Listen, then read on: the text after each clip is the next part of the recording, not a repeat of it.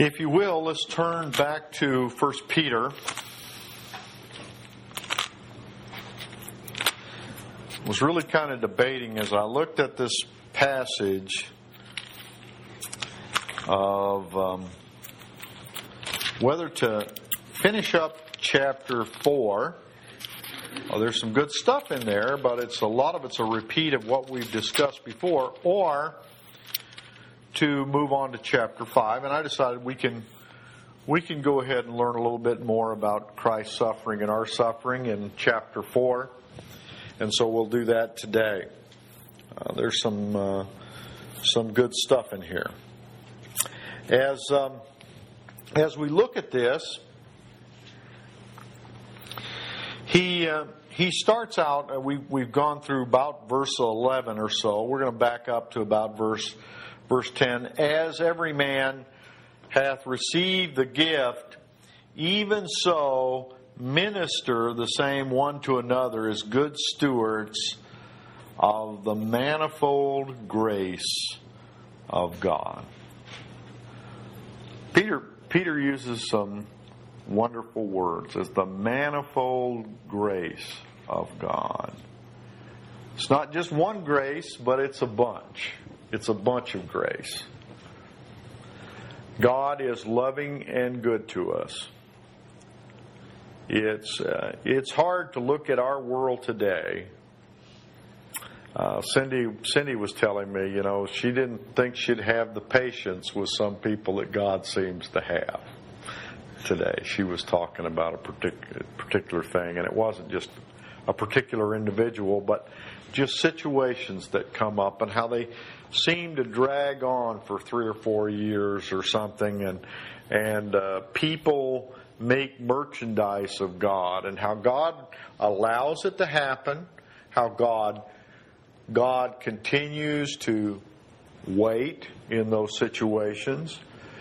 And she said she didn't think she could have the patience. Well, our God's a marvelous God. And sometimes we aren't very good people. But God is a marvelous, gracious God. And Peter talks about that manifold grace. He says, if any man speak, let him speak as the oracles of God. If any man minister, let him do so as the ability which God giveth, that in all things may be glorified through Christ, to whom be praise and dominion forever. Now that kind of finished the last section we had last week, but I think it's important that we as a church and as a people remember that our lives are a witness to others. Peter indicates that when people do things for church, their motive ought to be the glory of Jesus Christ. Some people, when they do things for church, they do it for recognition.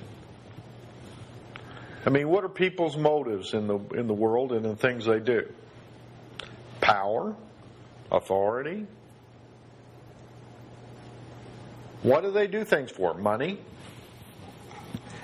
But things in the church ought to be done for the glory of God. Do what God has given you the ability to do for the glory of Jesus Christ. Beloved, he says in verse 12, and this is the reason I stayed here, because I find this passage interesting. Beloved, think it not strange concerning the fiery trial which is to you, as though some strange thing happened to you. But rejoice inasmuch as you are partakers of Christ's suffering, that when his glory is revealed, ye may be glad also with exceeding joy. Sometimes we go through life and we wonder, how can bad things happen to me? I'm one of God's children. I'm doing pretty good, and all of a sudden, somebody's persecuting me for what I think or what I believe, or somebody's giving me a hard time, or somebody at work is treating me badly. How can this happen to me? We think it's strange. But Peter's saying it's not strange. It happens to you. And frankly, it happens to each one of us. Of course, we're somewhat selfish, so our trials and troubles have got to be worse than the next guy. You know, my son Carl and his wife, she was out driving around trying to do a good deed for her grandmother the other night. She had a flat tire in the middle of nowhere. She called me and said, "Do you have the number for Arkansas State Police?" Because I used to work on their stuff all the time. So I told her how to get a hold of them. And it's the middle of the night, and they came out and changed her tire, put the donut on. And the next morning, poor Carl, she decided to take his car because her car had a donut on it because she was going to go back and do this thing out in the country. So now Carl's stuck at home, having to sit there, and he calls me last night and he said, "Dad, you coming to visit me?" And I said, "No." He said, "I'm bored." You know, your trials at that moment are so much more trouble than anybody else's. You know, I'm in Oklahoma, and I have to get my email when I'm on the road for Motorola, I have this little card I have to carry. It has a little number that changes every now and then for security purposes. And I have to use that along with another passcode to get into my email. Well, sure enough, I get about 100 miles from here, and I'm thinking, you know, I bet you I don't have my card. So I'm stuck up there working all week. I can't get my email. People are trying to get a hold of me. And I'm thinking, woe is me, you know. I've got these troubles. And we all look at that. But, of course, the troubles Peter's talking about are even more serious. One time a few years ago, I was preaching a sermon, and I was preaching on the book of Titus. I think it was Titus or Timothy or what was it? 1 Thessalonians. 1 Thessalonians. And I got into a part that talked about people gossiping. And when I got there, this one couple in the crowd kind of reacted in a way. They just were sitting back there, and you could see them frowning, and it was. It wasn't until after I gave that sermon that I was just commenting. I didn't say who it was, but I just said, well, this one couple, kind of seemed to get real upset by that verse. And he said, well, let me tell you a little secret. I think I know who it is. Said, because when I saw him at Southwest Association, or when my wife saw him at Southwest Association, said they didn't know who she was, but they came up to her and said, well, you know that Bill Burks, he's and so the wife had turned to him and said, yeah, I know him real well. He's my husband. He's my husband's best friend.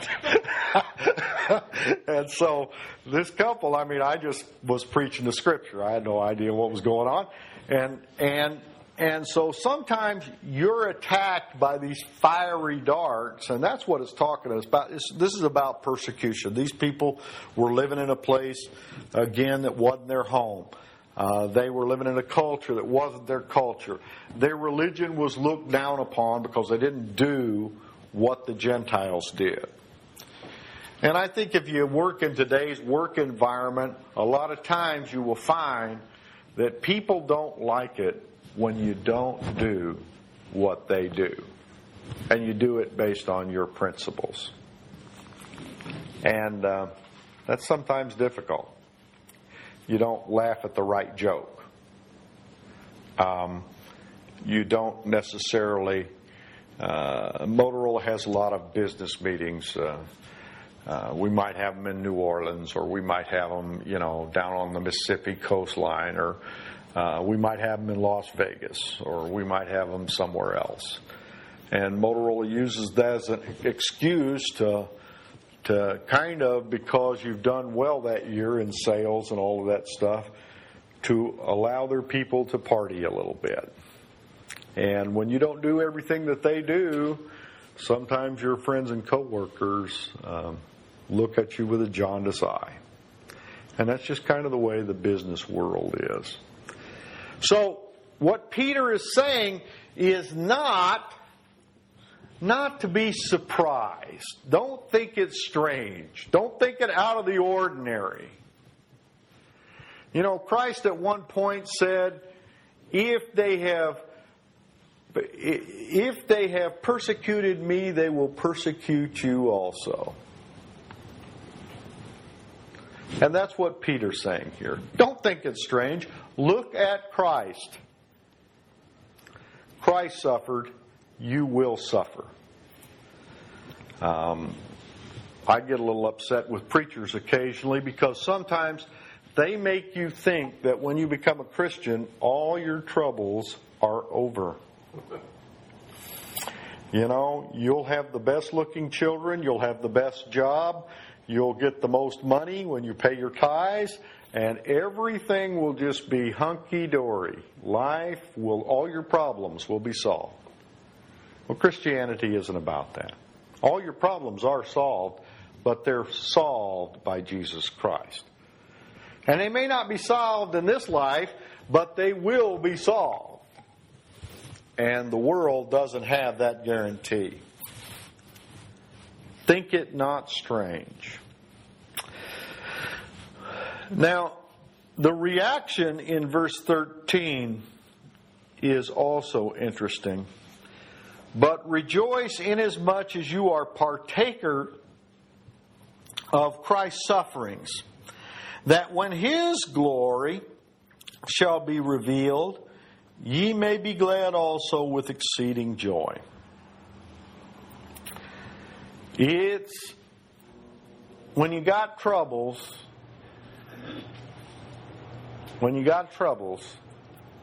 people find it amazing when you don't respond to those troubles in a troubled manner. I heard somebody talking on the phone, and they started on a litany of things, and then they said, I don't want to be like some people. When they got trouble, when they got pain, they don't want to tell you all about their hip or their bursitis or whatever it may be. They don't want to be like that. Well, that's what Peter's saying here. Don't be like that. Take these sufferings and these troubles and rejoice, because you are looking beyond that situation, looking beyond that day, that instantaneous trouble. Because he says that when His glory shall be revealed, he's talking about another time and another place. When will Christ's glory be revealed? At His return. So, my trouble today, I should rejoice in it, because when Christ receives glory, I'll receive glory as well.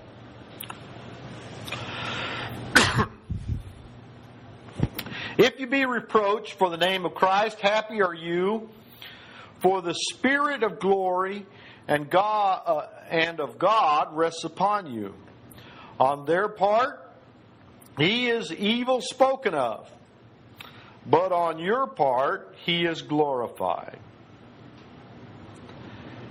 It's we all know in national news there's some trouble in some fairly large churches, and it seems like some people are happy about that. Okay? It's because this world and its system doesn't like to see God prosper, doesn't like to see Jesus Christ prosper, and any opportunity they've got to downgrade Christianity, to talk about Christians, they will do so. And so then, Peter gives this same warning, or gives this warning, which he's given before in earlier chapters, once again. He says, "But let none of you suffer as a murderer, or as a thief, or as an evildoer, or as a busybody in other man's matters. Yet if you suffer as a Christian, let him be not ashamed, and let him glorify God on this behalf." I'm not apologetic for my Christianity. You know, I'm not going to say to someone, "I'm sorry if my Christianity offends you."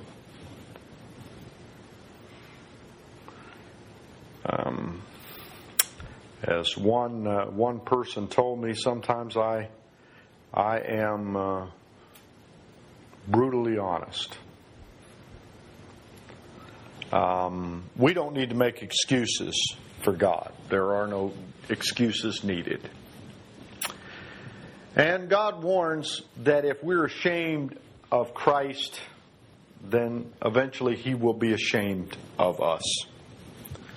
So we ought to stand firm in our belief and not be ashamed.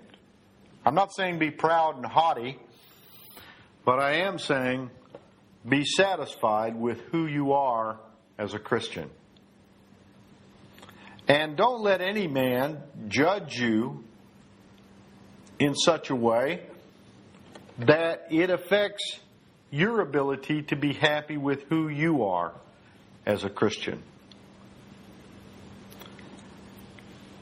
In verse 17, "For the time is come that judgment must begin at the house of God. If it first begin with us, what shall the end of them that obey? What shall be the end of those that them that obey not the gospel of God?" Right now, at this point, God is looking at us. He's weighing in the balance our lives. But we are the house of God. We are the people of God.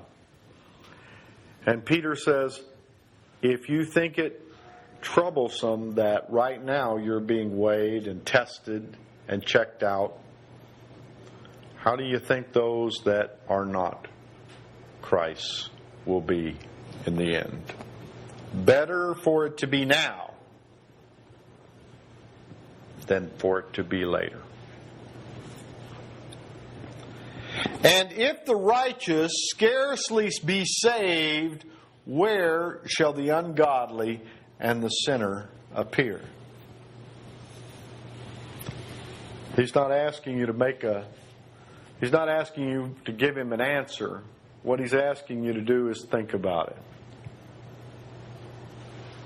You know, Christianity is not the easy path. It is not a path. It is amazing for me to say, okay, somebody get up and say, it's all right, everything will be okay, just come to Jesus and all your troubles will be solved. And then for them to say just say these words, repeat this prayer after me, and everything is wonderful. Because it's not that way. Christianity is a difficult path. It's easier. You know, it's easier for a camel to go through the eye of the needle than for a rich man to enter into the kingdom of God. God's way is not the broad way that leads to destruction. It's that narrow, rocky path. And I'm not talking now about your personal works or those types of things. I'm just saying that there are very few, it says, that find that way. And this life is not a bed of roses for the Christian. It might be a bed of roses if you include the thorns, I guess. So, Peter is talking to these people who are having trouble, and he is telling them, buck up, stand stand straight, be happy where you are. Even though you're suffering, you are glorifying God, and your home is not in this world. You know, sort of like that Southern gospel tune. What is it? This world is not my home, so on and so forth. That's what he's telling him. In verse 19 he says, "Wherefore, let them that suffer according to the will of God commit the keeping of their souls to Him in well-doing as a faithful Creator." He's telling them, look, you have come to God, you have believed in Christ, trust Him to get you through this trial. Is our God powerful enough, strong enough, magnificent enough to get us through anything in this that this world can throw at us? Yes. But you know what? I've got to trust Him to do it. I've got to trust Him to do it. Well, we've kind of gotten to the end of Peter's discussion of these people's situation. He's going to give them some admonitions in chapter 5. He's going to give them some practical ideas. And then he's going to kind of sum it up with several statements in chapter 5. And so next week we'll be finishing up probably the book of 1 Peter. We'll not go through on a passage-by-passage basis, but we'll get the broad, generic outlook. I hope that Peter has been encouraging to you. As we look at our lives, these people had troubles, and if we look at our troubles, we're not so bad off. A flat tire in the middle of nowhere in Arkansas is not anywhere near what these people was suffering. Our fiery darts in America, living here in the land of opportunity and all of those things, the land of freedom, they're very minor compared to what many people in the world suffer, and certainly what these early Christians suffered. We ought to be able to look at this and compare our sufferings and our troubles and the fiery darts, the fact that we don't have money to do what we want to do, the fact that we have troubles on every part.